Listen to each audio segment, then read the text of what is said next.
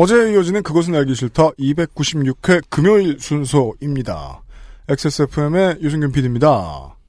윤세민 에디터가 앉아 있습니다. 네, 안녕하십니까. 열렬한 수강생 윤세민입니다. 오늘은 수강생이 3명입니다. 덕질인이 앉아 있습니다. 안녕하십니까. 영문을 모르고 끌려와서 아직까지 갇혀있는 홍성갑입니다. 네. 한참 뒤에 눈에 띄는 문제연구소장도 그대로 앉아 있고요. 네, 그렇습니다. 네. 광고를 듣고 어제에 이어진 이야기들을 좀 더 들어보겠습니다. 이탈리아에서 온 케이크 라 파스티체리아, 관절 건강에 도움을 줄 수도 있는 바이로메드 무르핀, 경기도 김치의 진수 콕지버 콕김치, 액세스몰 음향기기 섹션에서 도와주고 있는 그것은 알기 싫다 잠시 후에 시작하겠습니다. XSFM입니다. Maestro pasticcere, la pasticceria. 출근 전에 빤도로 챙겨 먹고 나가니까 맛있고 속도 든든하니까 너무 좋던데? 그치? 천연 재료로 만들어진 빵이라 부대끼는 것도 없고 참 좋더라고. 이렇게 식탁 위에 계속 놔둬도 되는 거야? 그렇게 보관하는 거야. 이탈리아 전통 방식인 천연 발효로 만들어서 상온에둬야 더 맛있어. 방부제 들어간 거 아니야? 방부제는커녕 그은한 이스트도 안 쓴다고. 이탈리아에서도 파티에서나 올린다는 고급 음식을 매일 아침 먹을 수 있는 건 우리 동네에서 우리밖에 없을걸? 아무나 만들 수 있는 빵 같진 않아. 당신의 식탁은 매일같이 특별한 날. 이탈리아에서 온 케이크 라 파스티체리아. 그것은 알기 싫다 300회 특집 공개방송 세상은 못 바꾸는 시간 15분. 수도권 지하철 신분당선 양재 시민의 숲역 더케이 아트홀에서 2019년 1월 5일 토요일 저녁 6시에 만나 뵙겠습니다.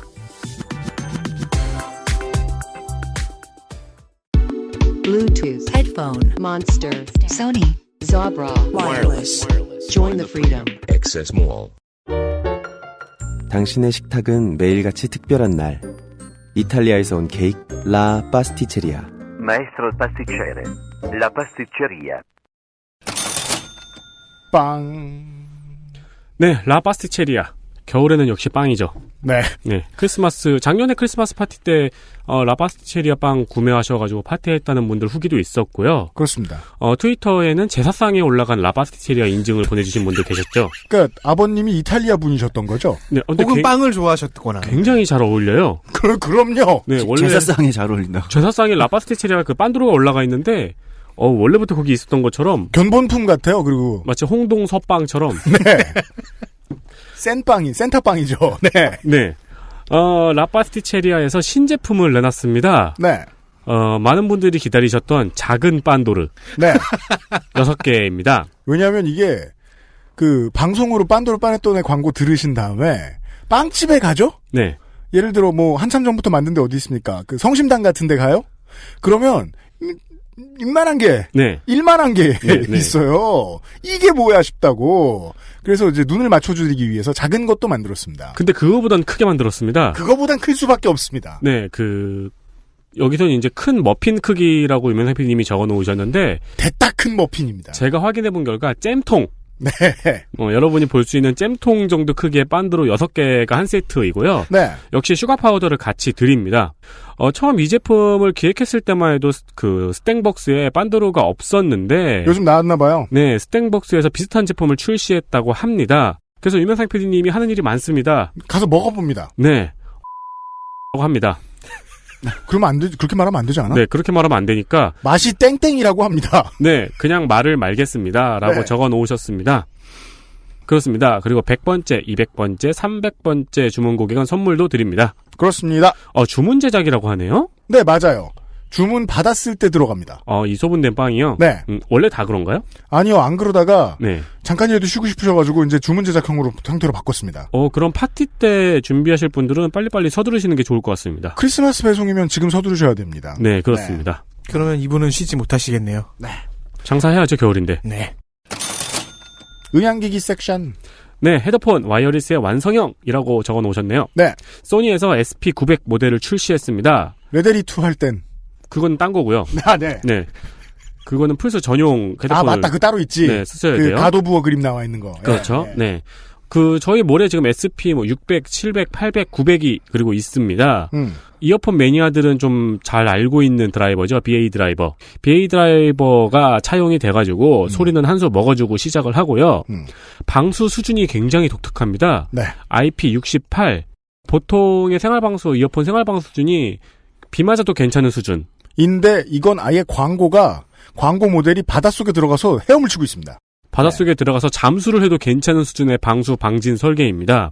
믿어지지 않습니다. 별로. 그쵸. 그래서 이게 어느 정도냐면은 이게 물질할 때 들으시라고 물질할 때 분실을 방지하는 선도 아예 포함이 돼 있어요. 패키지에. 맞아요. 네, 그렇더군요. 여러분이 물질을 하실 가능성도 있겠지만 물질을 하신 분이 많지 않잖아요. 네. 저는 뭘 생각했냐면은 대중목욕탕에서 할아버지 노래 듣기 싫을 때 팟캐스트 들으면서 탕에서 어허 하면서 이거 괜찮을 것 같지 않습니까? UMC 그렇습니다. 웃음 따라 웃고. 아니면 막 그 라이브 에이드 같은 거 틀어놓고 따라 부르는 거죠. 네. 할아버지들 도망가고 막. 네. 대중목욕탕에서 부담 없이 사용할 수 있는 소니의 SP900 모델.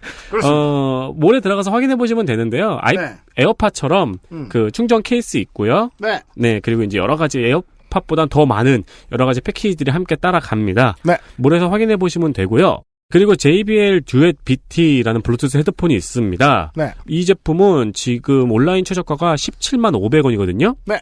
근데 저희 몰에서 99,000원에 모십니다. 너무 한동안 안 들어보셨던 분들께 말씀드리면 이거는 그 AS대는 정품 기준입니다. 물량이 많지 않습니다. 들어와서 확인해 보시고 재빨리 겟하시기를 바라고요. 오디오 프로의 블루투스 스피커 모델도 있습니다. 네. 네, 블루투스 저희 그 헤드폰 섹션을 클릭하시면은 많은 제품이 있는데요. 네. 들어오셔서 차근차근 살펴보시면은 좋은 게 많습니다. 네. 방송 안 들어도 여기 와서 사시는 분들도 계시는 것 알고 있습니다. 아, 정말요? 고마워요. 그럼 그분들은 이 고마워요라는 말을 못 듣겠네요? 그렇죠. 네. 고마워요.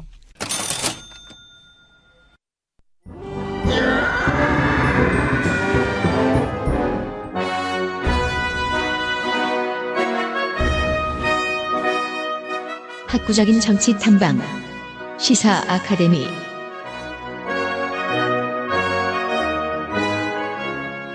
XSFM 부설 한참 뒤에 눈에 띄는 문제 연구소장에게 궁금하신 점이 있으시면 소장이 직접 공개 방송 때 답해드립니다. 네. 네. 인스타그램이나 각종 소셜이나 저희 메일로 동영상에 질문을 남겨서 보내주십시오. 네. 네. 여러분이 말을 하셔야 됩니다. 네. 그렇습니다. 뭐 사생활을 캐시거나 엉뚱한 질문을 하시면 저희가 당연히 탈락을 시켜드리겠지만 진짜 웃기면 혹시 모르죠? 그렇습니다. 참고하시고요. 저희들은 이야기를 하면서 동시에 책을 한 권 소개를 해드리고 있었습니다. 네. 어떻게 민주주의는 무너지는가라고 검색해보시면 나옵니다. 이 책의 일부를 잠시만 보시겠습니다. 오늘날 민주주의는 그렇게 죽어가고 있다. 파시즘과 공산주의 혹은 군부 통치와 같은 노골적인 형태의 독재는 전 세계적으로 점차 종적을 감추고 있다. 최근에는 군사 쿠데타를 비롯하여 다양한 형태의 폭력적인 권력 장악은 찾아보기 힘들다. 대부분의 국가가 정기적으로 선거를 치른다. 그럼에도 민주주의는 다른 형태로 죽어간다. 냉전이 끝나고 민주주의의 붕괴는 대부분 군인이 아니라 선출된 지도자의 손에서 이루어졌다. 베네수엘라의 차베스는 물론 조지아, 헝가리, 니카라구아, 페루, 필리핀, 폴란드, 러시아, 스리랑카, 터키, 우크라이나에서도 선거로 추대된 지도자들이 민주주의 제도를 전복했다. 오늘날 민주주의 붕괴는 다름 아닌 투표장에서 일어나고 있는 것이다. 선거로 시작된 민주주의 붕괴는 위험하면서도 미묘한 방식으로 이루어진다. 칠레의 피노체트처럼 일반적인 쿠데타에 의한 민주주의 붕괴는 즉각적이고 뚜렷한 형태로 일어난다. 가령 대통령궁에 불이 난다. 대통령은 피격당하거나 투옥되고 혹은 해외로 추방된다. 헌법은 효력을 잃거나 폐기된다. 그러나 선거를 통한 붕괴에서는 이러한 일은 일어나지 않는다. 탱크가 거리로 진격하는 법은 없다.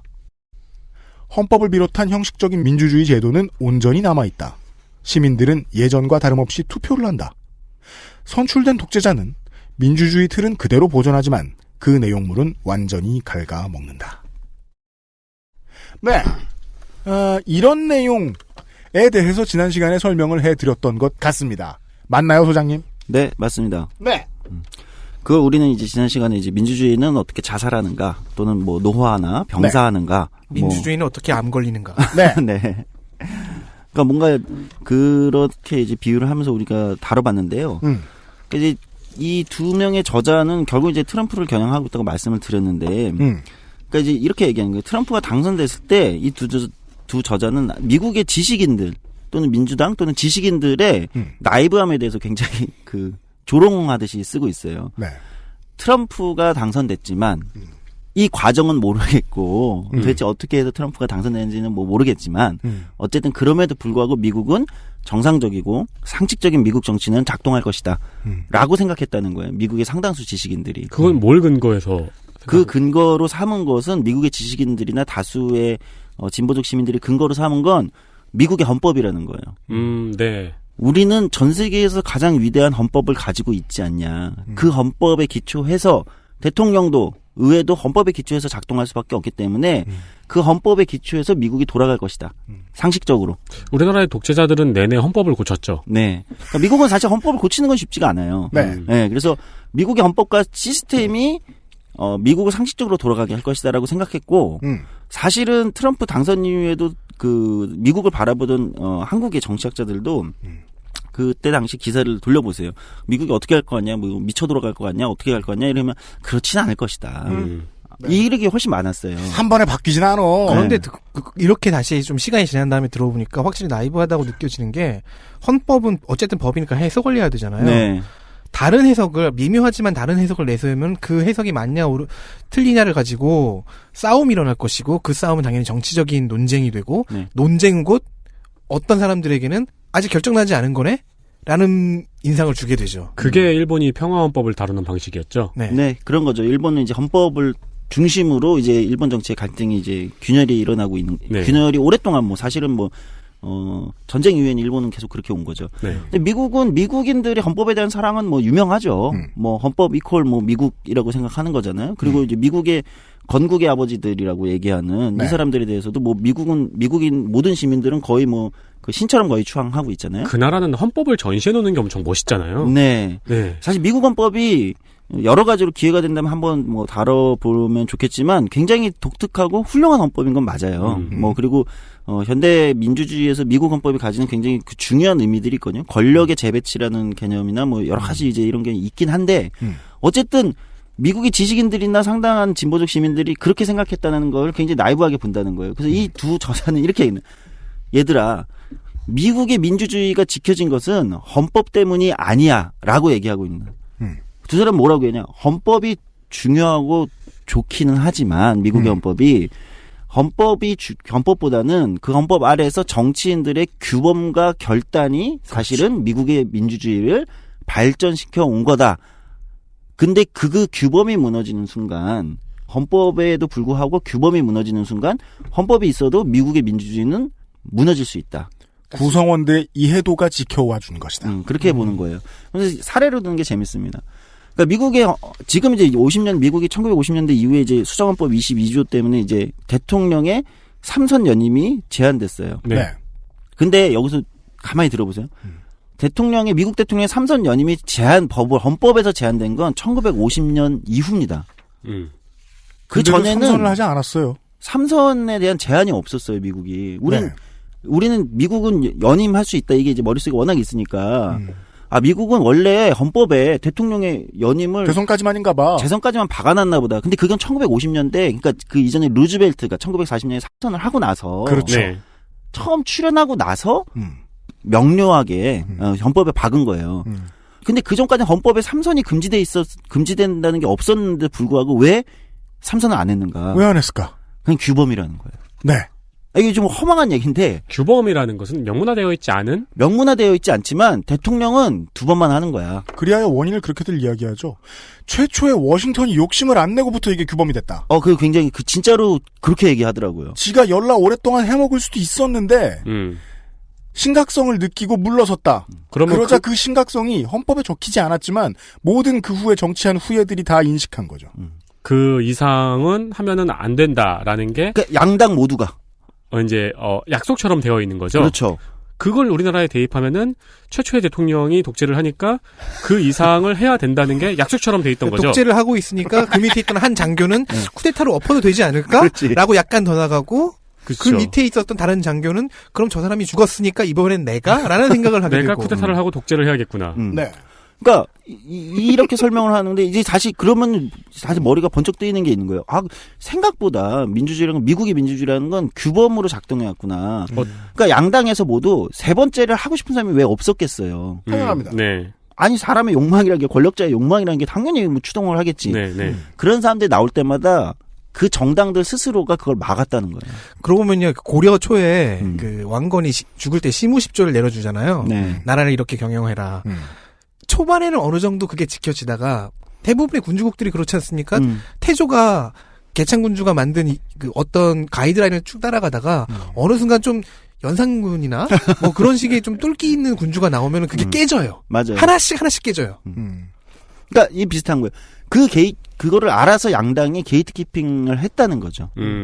권력자의 삼선 욕망. 왜냐면 그게 깨지는 순간 이제 한쪽에서 그게 깨지면 쟤네도 깰 거고. 네. 그럼 이제 하나씩 떨어져 내려가는 거죠. 그 순간 이제 아수라장으로 간다. 네. 아까 이제 지난 시간에 얘기했듯이 3대3 농구에서 누가 아구창을 날려도 반칙을 안 불면 상대도 날리는 거지. 그죠. 네. 그럼 팔꿈치를 쓰고. 농구가 격투기가 되고 격투기가 패싸움이 그러니까, 되고 패싸움이 유치장이 되죠. 3대3 농구도 그렇고 미국의 삼선 제한도 그렇고 상식과 이성을 믿었던 거네요. 네. 그리고 그것은 정치 리더들이나 책임 있는 시민이나 지식인들의 어떤 책임감으로 유지되어 왔다는 거예요. 네. 그러니까 이처럼 미국의 삼선을 예로 들면서 그렇기 때문에 수많은 미국 정치에서는 그런 실질적으로 사법부와 행정부와 입법부 간의 권력의 어떤 작동 원리나 이런 것들은 대부분이 그런 규범으로 작동해왔다는 거예요. 네.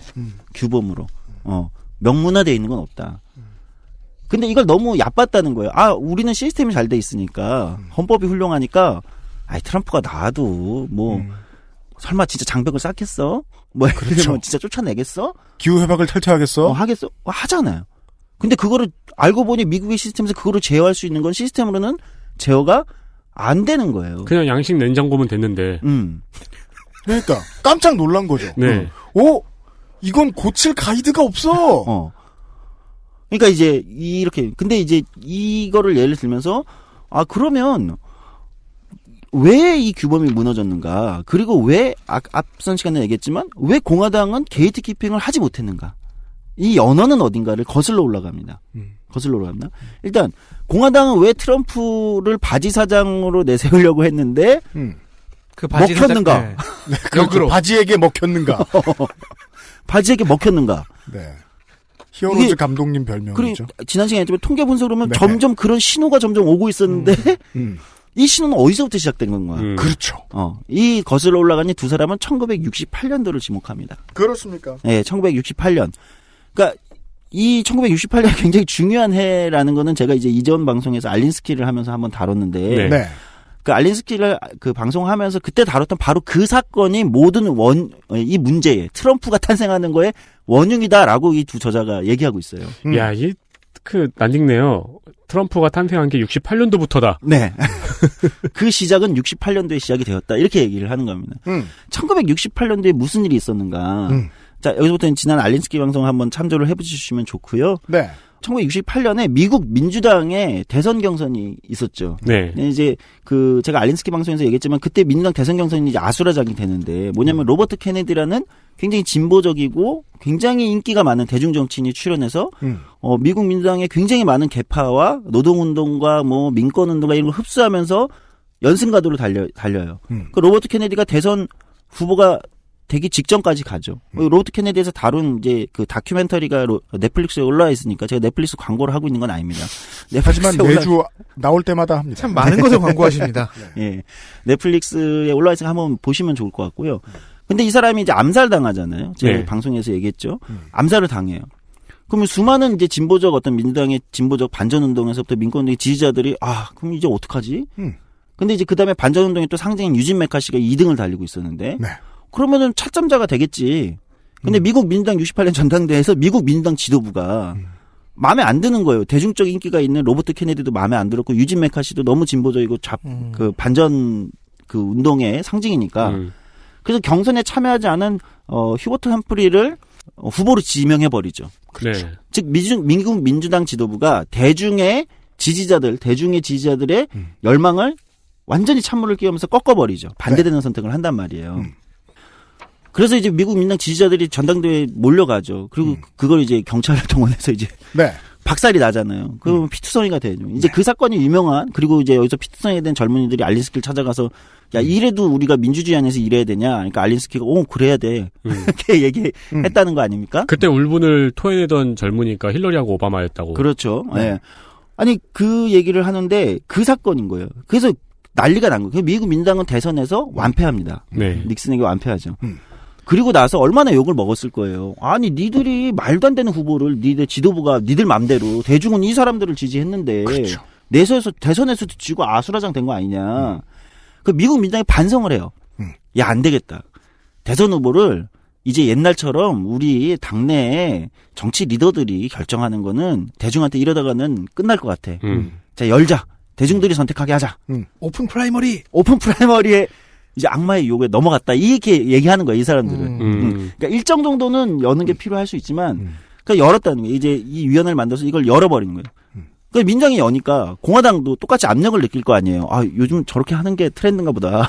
아니, 그게 얼마나 대중들한테 공정해 보여요. 아이, 그렇지. 네. 공정하잖아, 실제. 갑자기 덕후스러운 비유가 떠오르네요. 뭔데요? DC 코믹스에서 저스티스 리그를 만드니까 마블에서 어벤져스 만들듯. 계속 나오셔야 될 것 같아요. 아주 굉장히 정확해요. 네. 그 이제 공화당도 어벤져스를 만드는 것처럼 열어버리는 거예요. 네. 트렌드니까. 네. 둘 다 이제 68년도를 기점으로 경쟁적으로 대중한테 연다는 거예요. 맞습니다. 그게 승리를 보장해 줄 거다. 네. 근데 논리론 맞지. 대중적 인기가 있는 사람들을 대중이 선택해서 그 사람을 내세우면 더 인기가 있으니까 대통령에 당선될 것이다. 이게 열었다는 거예요. 그 후보가 훨씬 더 강점을 많이 지니고 있다. 네. 그러니까 아까 지난 시간에 통계도 얘기했지만 68년도 이후에는 민주당에서 아웃사이더가 이제 더 많이 나온다는 거예요. 민주당이 먼저 열었으니까. 그렇죠. 5명 대 3명. 3명이었잖아요. 공화당도 경쟁적으로 열잖아요. 네. 열어요. 근데 민주당은 80년대 근데 이거 아웃사이더들이 자꾸 들어오는데 정작 선거는 못 이기고. 네. 그렇죠. 아니 그렇잖아요. 민주당이 선거에 계속 지잖아요. 네. 야, 이게 좀 이상한데? 바람만 불고. 네. 이상한데? 그래서 슈퍼대의원 제도를 하면서 조정을 하는 거예요, 민주당은. 그렇죠. 근데 공화당은 계속 이기니까. 괜찮아요. 아. 영화 배우면 어때? 그렇잖아요. 영화 배우면 어때? 레이건. 네. 레이건 얼마나 잘 됐어? 이러면서 자기들이 계속 보기에는. 공화당 계속 열었다는 거예요. 게다가 이것도 또, 네. 그 다크나이트 라이즈 명대사죠. 뭐요? 승리가 너를 패배케 했구나. 그렇지. 계속, 그, 당시에 이제 70년대 초반으로 들어오면 공화당과 민주당이 비슷한 생각을 할 수밖에 없었던 게 민주당은 한번 대선을 그렇게 잡쳤고 자기들의 선택에 의해서. 그렇게 해서 어부질로 승리했던 닉슨이 망작이었기 때문에. 네. 현재까지 유일무이하게 도망친 대통령이죠. 그렇습니다. 그러니까 자기들도 뭔가 개혁을 하겠다고 말했더니 옆집에서 이미 하고 있는 게 있어서 갖다 쓴 겁니다. 예. 그리고 그렇게 열어서 공화당은 계속 이기니까 계속 열고. 네. 이게 신났지. 근데 신이 났다. 신났지. 그치. 네, 신이 났어요. 네. 근데 신호는 계속 안 좋아지고 있었다는 거죠. 지난 시간에 얘기했지만 공화당에서 계속 이제 아웃사이더들이 계속 네. 계속 들어오고 계속 흥행 열풍을 가고. 근데 그때까지는 아직 아웃사이더들이 마지막에 최종 정점까지는 못 가지만 계속해서 이제 들어오긴 하는. 이 용어를 좀 정리할 필요가 있을 것 같아요. 이 아웃사이더라는 단어를 왜 이렇게 이제 미국에서 신경을 많이 썼냐, 중앙당에서. 우리가 잘 알고 있지 않습니까? 미국은 정치인으로 크면 계속 정치인으로 자라나고 교육받고 실전을 계속 체험해볼 수 있는 시스템이라고요. 네. 그렇게 해서 가르쳐 놓은, 아니 세상 모든 분야의 엘리트하고 일하면 얼마나 편합니까? 그게 우리가 전문가들한테 돈을 쓰는 이유잖아요. 네. 정치 엘리트들이 대통령이 못 됐다는 거예요. 오픈 프라이머리를 크게 했더니. 정치를 평생 했던 사람 말고 지금 민주당에서는 지금 저 대선 후보 사람들한테 아무한테나 붙잡고 물어보면 1등 누구 나옵니까? 드웨인 존슨 나옵니다. 저는 지지합니다. 저도. 왜? 저도요. 내 대통령 아니거든. 왜? 왜 가슴 둘레로 하면 어때 또? 그죠. 드웨인 존슨이 블랙 아담 역을 한다는데요. 직접 민주주의에 대한 비판은 여기에서 볼 수 있어요. 예. XSFM입니다.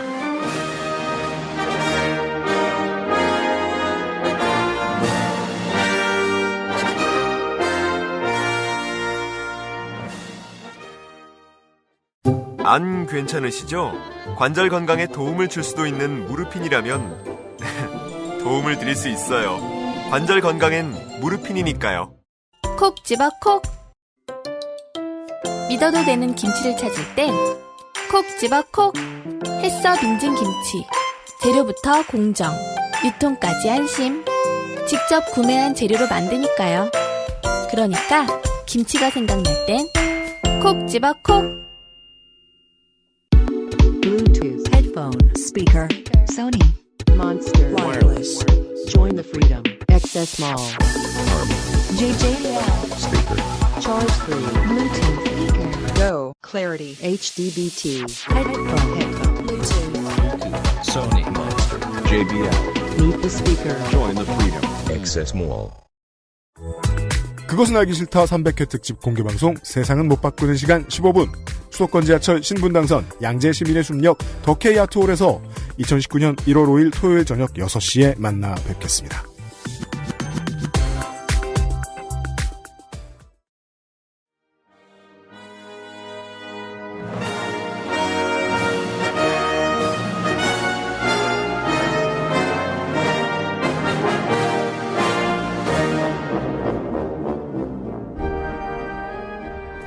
예.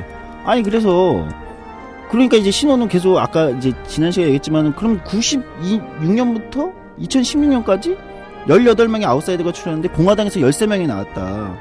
그러니까 공화당은 이미 정당으로서의 게이트키핑 능력과 자기의 정당 조직으로서의 자기의 어떤 정책과 이념을 가지고 승부하는 정당이 아니게 돼버리고 있었다는 거예요. 20세기 후반부터 그 기능은 잃었다. 네. 그런데 계속해서 자기들은 바지 사장을 계속 데리고 와서 흥행을 해가지고 우리가 이길 수 있어.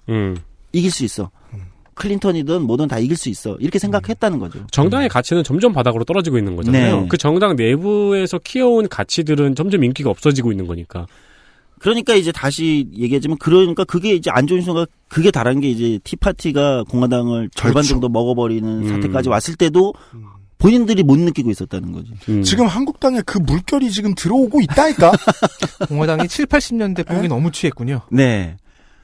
이렇게 됐는데 이제 트럼프가 나왔을 때까지만 진짜 몰랐다는 거예요. 근데 이제 트럼프가 이제는 티파티까지 쓸어버리죠. 네. 네. 진짜 청소 싹싹. 네. 네. 티파티마저도 그러니까 티파티가 한때 공화당 대선 경선에서 트럼프가 너무 승승장구할 때 티파티가 마지막 희망이었던 적이 있어요. 진짜 이 정도면 정당 문을 닫아야 돼. 네. 티파티가 희망이 되면은 제가 볼 때는 그러니까 거의 공화당이 티파티에게 우리가 남이가 해야 하는 상황이 왔다는 네. 거예요. 거의 아람스 퀸이 거의 개거품 물고 쓰러져야 되는 상황이 된 거죠. 그래서 영화 찍으러 갔잖아요. 네. 이름만 있는 거네요. 그렇죠. 네, 당은 이름만 있는 거예요. 그렇게 돼버렸다는 네, 당 거예요. 내부의 역사와 가치는 이미 없어지고. 이게 장사나 경영해보는 사람들의 얘기를 들어요. 바지를 데리고 갔는데 바지가 먹히죠? 그럼 본진이 바지예요. 예. 예, 내가 바지가 됩니다. 완전 비참한 비유인데. 그래본 경험이 있는 것 같은데요? 그러니까 그렇게 될 수 있어요. 네. 바지한테 먹히면 내가 바지가 된다고? 네, 맞아요. 야, 이게 바지가 돼버린 거지. 입던 바지 줄 거거든. 이게 이제 심지어 티파티마저도 이제 트럼프가 쓸어버리면서 완전히 이제 공화당이 얼마나 무너졌는가를 증명했다는 거죠. 이 모든 시초는 1968년에 시작되었다. 68년에 미국 자기 당에서 시작한 게 아니라 미국 민주당에서. 실제로 트럼프가 68년생인 것은 아닙니다, 여러분. 네. 예. 이렇게 얘기를 하는 겁니다. 근데 이제 이게 여기서부터 이제 고민되는 건 그런 거예요. 그러면 아니 왜 하나는 이제 정당의 게이트키핑이 무너지는 거. 그럼 정당은 왜 무너지는가? 그러니까 정당은 왜 자꾸 그런 무리한 수를 두면서까지 그러니까 일종의 자해 행위를 했다고 표현하는 거잖아요. 자해 행위를 했다. 네. 왜 그랬는가? 상대가 너무 미웠기 때문이라는 거야. 무조건 이겨야 돼. 즉 두 저자는 다시 이제 아주 원론으로 돌아가서 이렇게 얘기합니다. 민주주의에서 이제 아까 규범 얘기를 했는데 그 규범이 무너지는 경우는 내가 사실 이게 정확하게 법적으로 반칙은 아니겠지. 맞아요. 법적으로는 그 반칙은 아니야. 하지만 정당들이 쌓아온 가치 규범에 비추어 보면은 불문율적으로는 반칙일 수 있는. 즉 아까 헌법에 3선이 없지만 3선을 해. 그럼 이제 무너지는 거잖아, 다 같이. 그렇죠. 그럼 4선은 왜 안 돼? 어차피 법이 없는데. 그럼 5선은 왜 안 돼? 이제 그러면 이제 그냥 장기 독재가 돼버리는 거니까. 네. 네. 그러니까 이런 것처럼 불문율처럼 있는 민주주의의 규범이 무너지게 되는 원인은 정당 간 양극화에 있다 이렇게 보는 거예요. 즉 하나는 상대가 너무 미운 거야. 상대는 없어져야 될 존재. 그리고 상대가 하나뿐이면은 미워지게 돼 있어요. 없어져야 될 존재. 네. 즉 저 사람과 나는 경쟁자가 아니고 쟤를 죽여야 되는 거. 즉 소멸시켜야 되는 존재로 생각하면 그때부터 이제 정당 간 양극화가 정치 양극화가 일어나는 거죠. 양쪽이 이제 극단으로 가게 되는 거예요. 양쪽으로 점점 멀어져요. 왜? 서로 더 격렬한 증오와 미움을 동원해야만 맞습니다. 상대를 없앨 수 있으니까. 네. 실제로 컨설턴트는 그 정신교육을 후보들한테 그렇게 시킵니다. 네, 그렇습니다. 예. 이게 100대 0으로 이겨야지 51대 49로 이기려고 생각하면 진다. 예. 근데 사실 민주주의는 기껏해야 51대 49로 이기는 게 민주주의의 원래 네. 특성이거든요. 근데 어쨌든 상대가 없어져야 될 존재라고 생각하면 양쪽에 각자가 양쪽에 자기 극단을 동원하게 된다는 거예요. 근데 특이하게도 이게 이제 전형적으로 어떤 극단, 그러니까 양쪽의 극단을 동원하는 건 기존의 현대민주주의 20세기 초까지는, 20세기 중반까지는 좌파 쪽에서 일어났던 일이에요. 그렇잖아요. 더 왼쪽의 정당들이 출현한단 말이에요. 네, 네. 예를 들면 이게 뭐 꼭 빨갱이다 이런 얘기가 아니라 기존에 약간 3인당이 있으면 3인당보다 더 왼쪽에 있는, 그러니까 독일도 예를 들면 좌파당, 뭐 링케, 예를 들면 녹색당도 사실은 처음에는 반체제 정당으로 그렇죠. 출발하는 거잖아요. 네. 그러니까 왼쪽에서 사실은 그런 흐름들이 나왔어요. 왼쪽에서를 이제 90년대를 80년대를 기억해 보면 왼쪽에 있던 정당이 쟤네들은 오른쪽에 있다라고 보수당을 뭐라고 합니다. 그러면 더 왼쪽에 있는 정당이 나와서 왼쪽에 있는 정당 보고 쟤네들은 오른쪽에 가 있다고 얘기를 합니다. 점점 나오죠, 그런 식으로. 똑같은 놈들이다, 똑같은 놈들이다, 똑같은 놈들이다 하면서요. 그러니까 저기가 극좌인 줄 알았는데 극좌가 점점 멀어집니다. 네. 그게 반복돼요. 근데 그게 사실 유심히 보면 이 사람들의 얘기는 20세기 후반부터는 오른쪽에서, 네. 21세기부터는 오른쪽에서 나온다는 거예요. 우리도 번듯한 극우 정당이 있어요, 청취자 여러분. 네. 그리고 그게 바닥인 줄 알았는데 더 바닥이 생겨요. 점점 네. 생긴다는 거예요. 점점. 그리고 그것이 만약에 그 오른쪽에 있는 보수 정당이 지도부가 자기가 점점 실패하죠. 무능력이 점점 반복되면 우리도 바지를 그죠? 그럼 자기 오른쪽에 왜 극우가 인기가 있으니까 네. 조원진을 오른쪽에 눈을 돌리는 순간 바지를 데려오려고 했는데 자기가 바지가 돼버리는 상황이 반복된다는 거예요. 알고 보니까 머리를 데려왔더라. 컨트롤할 수 있을 줄 알고 불러온 사람이 나를 잡아먹고.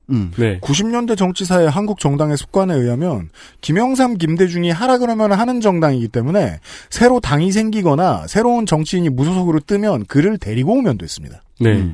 근데 지금은 그렇게 하면 그가 김영삼, 김대중이 될 거라는 거죠. 그렇죠. 네. 즉 어떻게 보면 21세기에 수많은 나라들에서 극우 정당들이 어떻게 이렇게 빠르게 급속도로 성장하고, 근데 성장할 수까지는 알겠어. 그거는 뭐 여러 가지 뭐 난민 문제도 있고 경제적 실패, 양극화도 있고 뭐 여러 가지 요인이 작동하니까. 사람들 불만은 많겠지. 근데 어떻게 주류 정치마저도 잡아먹는 형태로 등장하게 되는가? 이것은 기존 주류 정치에 있던 보수 정당들이 자기 정당으로서의 능력을 계속해서 잃어버리면서, 근데 그 잃어버리는 과정은 좌파가 미우니까 그 좌파를 뭐랄까요? 이겨야 된다. 소멸시키기 위해서 좌파를 소멸시켜서 더 오른쪽으로 가게 되는 욕심을 낸다는 거죠. 그렇게 될 경우 원래 전통적으로 중도 보수 정도의 합리적 보수 또는 중도 보수 정도로 그 정당의 기본적인 걸 유지시켜주는 사람들이 이탈해버리고 그 자리를 더 오른쪽에 있는 약간 미친 사람들이 들어와 버리면서 먹어버린다는 거죠. 네. 즉 정치적 양극화, 상대를 죽이고자 하는 정치적 양극화가 정작 나를 파괴시켜버리는 결과로 귀결돼 버리는 역설이 발생한다는 게 이 사람들의 이제 핵심적인 주장입니다. 내가 대박 엘리트 집안에서 태어나서 번듯하게 공부했고 열심히 살아온 사람이고 집안의 가치도 우파고 나도 교회 열심히 나가고 나도 우파 정치인으로 커도 되는 사람이야. 근데 이제 정치판에 들어왔더니 너무 바쁘고요. 쟤네를 이겨야 돼요. 네.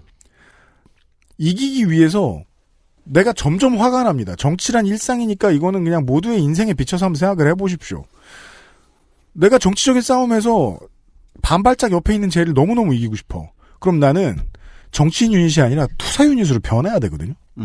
예, 갑자기 헌터나 바바리안이 돼야 되거든요. 난 원래 그거 아니야. 그럼 그 기능만 가지고 있는 어떤 또라이를 만나게 되겠죠? 예. 그러면 너는 나를 위해 사냥을 해줘. 얼마 안가 나를 사냥할 거란 얘기죠. 그렇죠. 왜냐면 사냥하면서 장비를 맞췄거든. 그렇죠. 인벤이 거기가 찼어. 그렇죠. 차 있는 인벤은 내게 아니라 걔 거야. 그렇습니다. 인벤 청취자 여러분. 방송 잘 듣고 있다고 해주세요. 네. 그러니까 네. 제가 볼 때 이제 여기서 우리가 그 여러 가지를 사실은 시사점을 얻을 수 있어요. 이 저자의 굉장히 이제 멋있는 그 마지막 이제 결론은 뭐냐면 민주주의는 혼자 죽지 않는다는 거예요. 그러니까 이렇게 얘기합니다. 정확히 문장을 읽어드릴게요. 어떤 정당도 혼자서 민주주의를 끝낼 수 없다. 마찬가지로 어떤 지도자도 혼자서 민주주의를 살릴 수 없다. 민주주의는 우리 모두가 공유하는 시스템이다. 우리는 극우 정당 하나가 출현해서 민주주의가 죽는다든가, 예를 들면 어느 뭐 왼쪽에 있는 어떤 정당이 굉장히 정책적 실패를 해서 민주주의가 무너진다, 이렇게 되지 않는다는 거예요. 민주주의가 무너질 때는 양당 간에 또는 정당들 간에 공통의 어떤 공모가 생긴다는 거예요. 의도했던 하지 않았던. 즉 정당 간 양극화라는 것, 정치 양극화, 서로가 서로를 그렇게 만들 때, 증오할 때 더 극단적인 양쪽에서 더 무서운 세력들이 오히려 성장하는 룸을 열어준다는 거죠. 네. 가장 중요한 원소가 등장했습니다. 증오. 증오. 네. 즉 증오의 정치. 증오의 정치가 사실은 더 무서운 증오를 계속해서 불러들이는 거죠. 이게 이제 악순환이 계속되면서 민주주의가 스스로 자살하게 된다. 민주주의는 거기서부터 암이 생기는군요. 그럴 수 있죠. 뭐야, 그러면은 그냥 사람들이 할 말이 맞잖아. 암 걸릴 것 같다는 소리를 많이 하면 민주주의에 암이 걸리는 거예요? 네. 이 저자들이 이제 그런 얘기를 해요. 그러니까 미국 민주당이 지금 고민이 많을 거예요. 야, 트럼프는 저렇게 반칙을 하는데 우리도 드웨인 존슨? 그렇지. 야, 우리도 쟤네는 저렇게 싸우는데 왜 우린 저렇게 안 싸우냐? 우리만 신사적으로 할 거냐? 누구를 데리고 와야 될 텐데. 우리도 누구를 데려오든지 우리도 저렇게 싸우자. 같은 칼을 들자. 이 생각이 이제 미국 내 오바마가 마지막에 이제 대법관을 임명하려고 할 때 이제 공화당 상원이 원래 그거를 해줘야 되는데 규범을 어긴단 말이에요. 그건 해줘야 되는 건데 어기고 안 해주잖아요. 그러니까 오바마가 이제 대법관을 임명 못했잖아요. 사실 아마 미국 대통령 중에 거의 초유의 사태가 일어난 거죠. 그러니까 이것도 약간 이제 공화당이 규범을 불문율로 있는 규범을 어긴 게 되는 거잖아요. 룰을 하나씩 깨봐요. 그러니까 민주당이 이제 그럼 야 우리도 똑같이 하자. 이렇게 되는 순간 이제 저자들은 주장합니다. 이렇게 되는 순간 사실 민주당은 못 이길 거다. 이렇게 되는 순간 오히려 못 이길 거다. 그게 재밌습니다. 네. 먼저 반칙 쓰던 애들이 더 베테랑이에요. 경험치가 높아. 나중에 치사해지면 못 이겨. 그래서 결국 이 사람들의 대안은 이제 미국 민주당에 제시하는 대안이겠죠. 쟤네 안에 저 반칙을 쓰는 저 공화당 안에 합리적인 애들을 끌어들여라. 즉 민주당으로 데려오라는 얘기가 아니라 그들이 그 정당에서 힘을 가질 수 있도록 끊임없이 사실은 오히려 반칙을 쓸 게 아니라 합리적 대화를 시도해라. 내가 진짜 건전해서 강하다고 생각하면 상대방을 건전하게 만들어야 됩니다. 그것이 오히려 방법이다. 이렇게 제안을 합니다. 아주 현실적인 방법일지는 솔직히 좀 의문은 들어요. 그렇죠. 싸움에 있어서 가장 피곤한 방법이잖아요. 예. 그리고 왜냐면 그게 자기 지지자들을 떨어져 나가게 하지는 않을까. 그렇죠. 셋 세고 총 내려놔. 하나, 둘, 셋 하면 난 맞습니다. 예. 그러니까 맞으면서 혹은 내가 쏘거나. 맞으면서 대화로 풀려고 하는 거잖아요. 계속. 치사하게. 때리지 마. 뼈 맞았어. 일단 좀 들어보라니까. 예. 그리고 이제 화면에 뜨는 거죠. wasted. 근데 결론적으로는 그래서 뭐 상호 관용과 이제 규범이 결국은 이제 그걸 지키는 게 굉장히 상호 관용은 이제 상대를 없애는 존재가 아니라 어쨌든 경쟁자다. 너는 이 코트에서 어쨌든 나랑 승부를 봐야 되는 사람이다. 코트에서 몰아내려고 하지 마라. 이게 하나가 있을 거고. 그다음에 이제 규범. 반칙했으면 팔꿈치 썼으면 손 들어라. 우리가 서로 상호 간에 규범의 어떤 선을 넘지는 말자.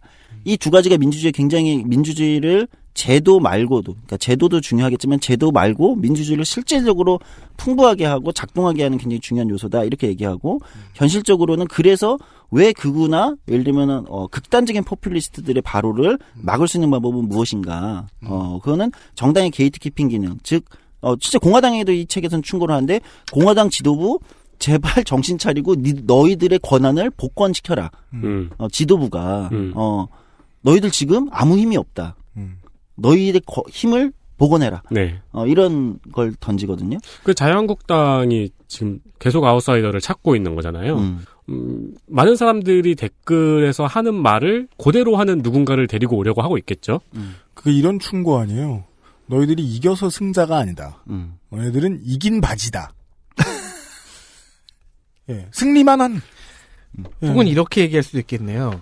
다들 얘기하지 못하시는 것 같으니까 제가 촉대를 맬게요. 뭐 하려고? 한국당이 아무리 밉고 한국당이 아무리 틀린 것이 보여도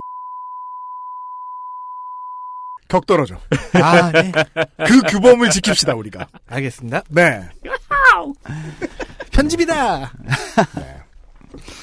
그러니까 이 얘기들은 이념적으로 왼쪽이든 오른쪽이든 모두에게 사실은 통용될 수 있는 얘기예요. 네. 네, 왼쪽이든 오른쪽이든 우리가 민주주의라는 제도 자체는 원래 좀 더 극단적인 주장에 끌릴 수밖에 없는 경향성이 있어요. 네. 우리 원래- 모두는 좀 더 선정적이고 극단적인 거에 더 끌리게 되어 있어요. 그리고 원래 극단적인 사람들 목소리가 제일 커요. 네, 그거에 끌릴 수밖에 없어요. 그런 첫 시간에도 얘기했지만 그런 제도적 어떤 위기를 내포하고 있는 것이다. 이 제도는. 그런데 우리가 극단의 주장들은 아주 극단적인 주장들은 시원할지는 모르겠지만 책임 있는 결과를 만들어주진 않아요. 네. 책임 있는 결과를 만들어주진 않아요. 그렇기 때문에 책임 있는 결과 변화를 생각한다면 그런 극단적인 분노와 증오의 주장에도 불구하고 어떻게 실질적인 우리 사회의 변화를 만들 수 있는 목소리에 조금 더 힘을 실어줄 수 있을까? 네. 또는 그런 힘과 변화를 추구할 수 있을까? 정치가들이. 네. 그러기 위해서 끊임없이 민주주의라는 제도가 갖고 있는 악마의 유혹. 네. 저 주장을 하면 내가 댓글 많이 받을 것 같은데. 네. 뭐 리트윗이 많이 될 것 같은데. 페북 좋아요가 많이 눌릴 것 같은데. 지금은 그대로 돈으로 환산됩니다. 유튜브니까. 아, 그렇죠. 지금 그러고 보니까 보수 쪽의 유튜브에 바로도 사실 네, 맞아요. 그런 맥락에서 우리가 이해할 수 있겠네요. 그러니까 박정희 피규어를 100만 원에 팔지. 그렇죠. 네, 그 얘기 진짜 계속 참고 있었는데. 미안하다. 좀 질러 괜찮아요. 많이들 참고 있었구나 다들. 그러니까 이 유혹, 이 악마의 유혹에 어떻게 하면 넘어가지 않는가.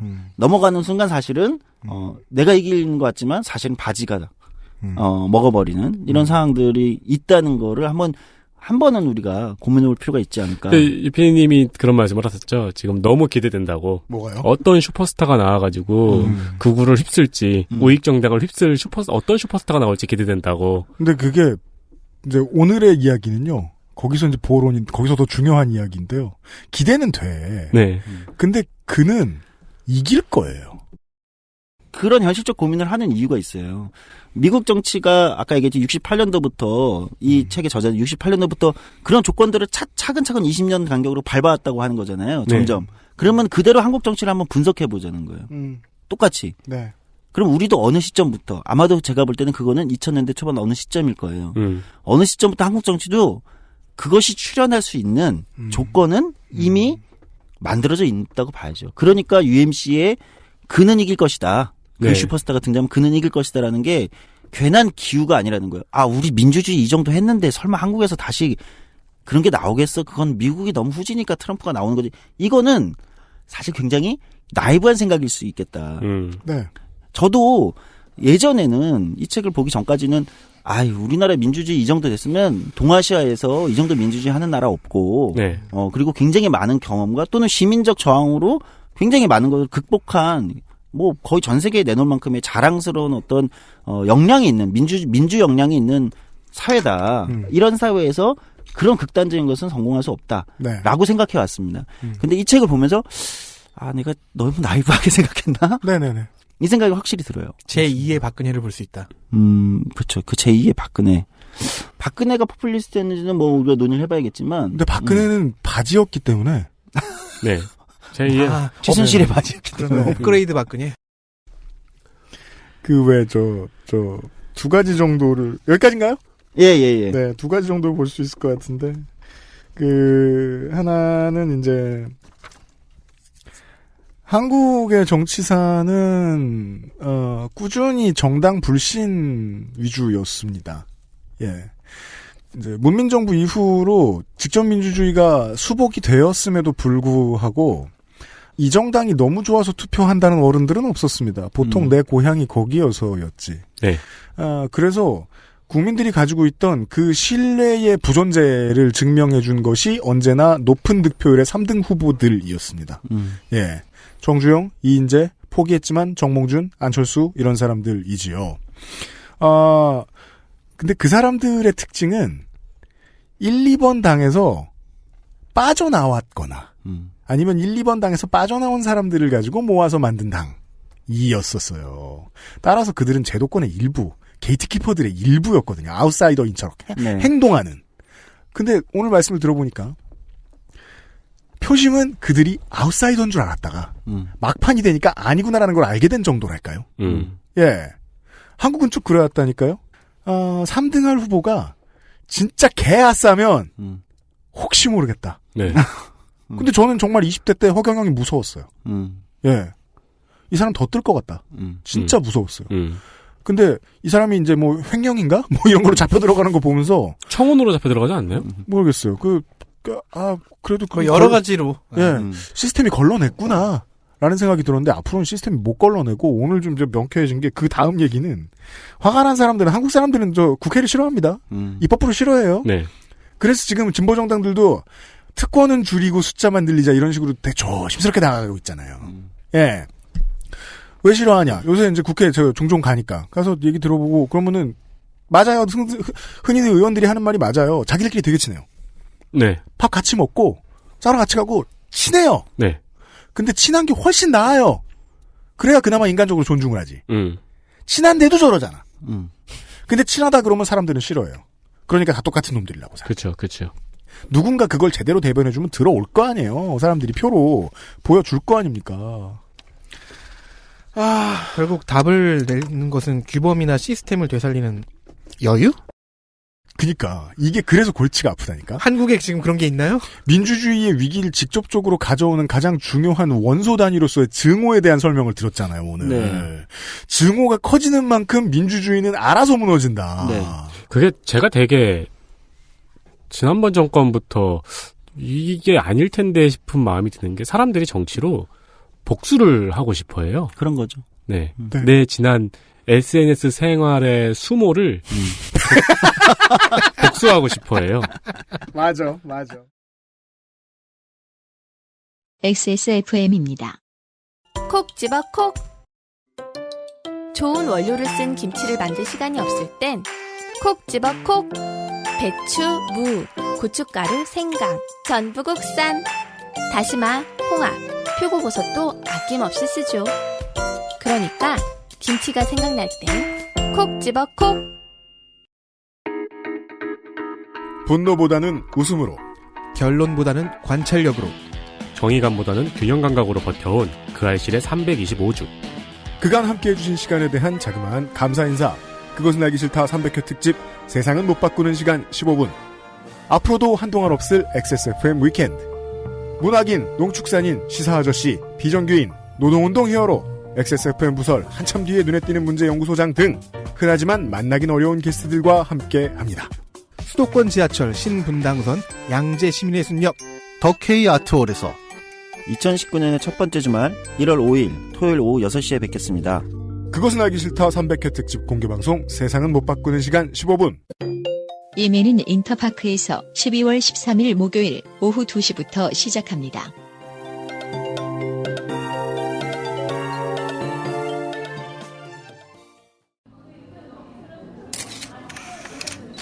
국민 여러분, 저는 참담한 심정으로 이 자리에 섰습니다. 여당 정치인으로서 지난 정권의 과오를 반성하고 다시금 국민 여러분께서 저희를 지켜봐 주실 때까지 무릎 꿇고 또 무릎 안 괜찮으시죠? 관절 건강에 도움을 줄 수도 있는 무르핀이라면 대국민 사과도 좀 더 잘할 수 있게 도움을 드릴 수 있어요. 관절 건강엔 무르핀이니까요. 근데 우리는 또 여러 가지 산업과 문화와 경제의 실험장 같은 한국에 살고 있잖아요. 한국이 모든 게 왜 이렇게 빨리 발전했나 생각해보면 우리의 삶을 되돌아보면 쉽거든요. 상식이 세계에서 가장 빨리 무너지는 나라라는 생각이 들어요. 예. 규범선에서 이거 빨리 제낄 거 없나? 크런치 모드를 해볼까? 이런 식으로요. 네. 그렇죠. 사람들은 이런 아이디어를 정말 빨리빨리 잘 낸다는 거예요, 한국에서. 정치도 매우 그렇다. 네. 네. 그런 얘기였습니다. 그러니까 한국당 민주당의 양당제가 지켜둬야 된다는 게 아니에요. 예. 네. 당이 있으면 당에 있는 사람들이 정치를 잘했으면 좋겠는데 그것이 어떤가에 대한 제언들이 아마 이 책에 나와 있을 겁니다. 마지막으로 저도 이 책의 일부로 오늘 시간을 좀 접었으면 좋겠습니다. 그러나 두려움 혹은 분노만으로 민주주의를 지켜낼 수는 없다. 우리는 겸손하면서 동시에 용감해야 한다. 경고 신호를 인식하고 위험한 신호를 가려내기 위해 다른 나라에서 배워야 한다. 또한 다른 나라의 민주주의를 파멸로 몰아갔던 치명적인 실수를 인식하고 다른 나라의 시민들은 민주주의의 심각한 위기에 맞서 어떻게 저항했는지 그리고 민주주의 붕괴를 막기 위해 어떻게 뿌리 깊은 양극화를 극복했는지 살펴보아야 한다. 물론 역사는 똑같이 반복되지 않는다. 하지만 거기에는 패턴이 있다. 역사적인 사명인 이 책에서 우리가 바라는 것은 너무 늦기 전에 그 패턴을 발견해내는 일이다. 예. 이런 얘기였습니다. 책 제목은 어떻게 민주주의는 무너지는가? 입니다. 네. 또 제가 또 오늘도 UPD의 그 틀린 예상. 경거망동 시간. 네. 이 얘기는 한참 뒤에도 눈에 안 띌 것 같습니다. 왜? 결국 증오한 사람들은 내 증오가 민주주의를 무너뜨렸다라고 분석해내지 못할 거예요. 네. 네. 그렇죠. 네. 그러나 저는 아까 얘기했던 오른쪽에서 굉장히 강력한 극단적 포퓰리스트가 등장하고 네. 상당한 영향력을 그게 근데 아마 처음에 등장할 때는 그게 오른쪽에서 등장한 건지 저게 오른쪽인지 왼쪽인지도 구분하기 힘들 수도 있을 것 같아요. 네. 지금 한국의 상황에서는. 네. 네. 이념적 구분이 아니라 전통적인 다른 형태로 처음에 등장할 것 같아요. 근데 알고 보니 그것은 우리의 어떤 이념적 지형으로 굳이 분류를 하자면 굉장히 오른쪽에서 등장할 가능성이 있다. 네. 어쩌면 이미 등장했을 수도. 그렇죠. 그럼 이런 얘기였습니다. 경거망동을 그만하겠습니다. 296회 목요일과 금요일에 그것은 알기 싫다를 접습니다. 여기 앉아있는 네 사람은 사실 광고 녹음하려고 모였고요. 그렇구나. 네, 이대로는 다음 공개방송 때 만나 뵙도록 하겠습니다. 조성 소장님 오늘 수고 많으셨습니다. 예, 감사합니다. 이상시국 대책회의도 물러갑니다. 말해요. 소장님이 못 본 사이 약해지셨네요. 왜? 원래 생폰 간지였는데 케이스 씌우셨네요. 2번이나 깨먹고. 같은 실수를 2번 반복해서야 쓰겠습니까? 네. 예. 제가 라이브했다고 반성을 하고. 그렇습니다. 덜 라이브해지기 위해서 고민하는 방송을 다음 시간에 또 준비를 하도록 하겠습니다. 들어주셔서 감사합니다. 안녕히 계십시오. 내일 뵙죠. 안녕히 계십시오. XSFM입니다. I, D, W, K